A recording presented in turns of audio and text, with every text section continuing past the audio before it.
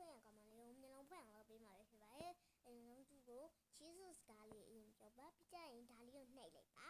။နှိပ်ပြီးတော့ကျပြထားတဲ့အတိုင်းအကုန်လုံးလိုက်လုပ်ပါနော်။ပြီးကြရင်ဒီဟာလေးကိုနှိပ်ပါ။အဲ့ထဲကိုတော့ပြီးဒီဟာလေးကိုနှိပ်ပြီးတော့ဒီ30ဆိုရဲဟာလေးကိုနှိပ်ထားပါပြီး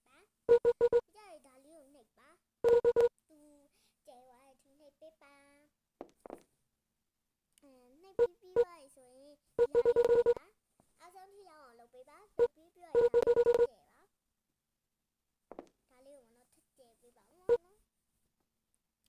ကျဲပြီးဆိုချင်တို့ဒီ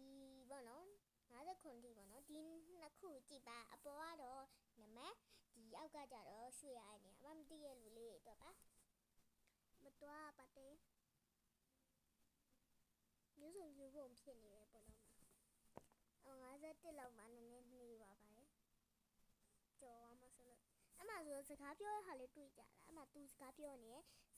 ဆိုတော့ကြဲကြဲလေးသူနှင်းလေးကြည့်ကျင်နေဆိုသူမျက်နှာလေးမျက်လုံးလေးကြည့်ကျင်နေဆိုအပေါင်းလေးနှိပ်ထားပါခုနပြရနော်ဆိုပြီးတော့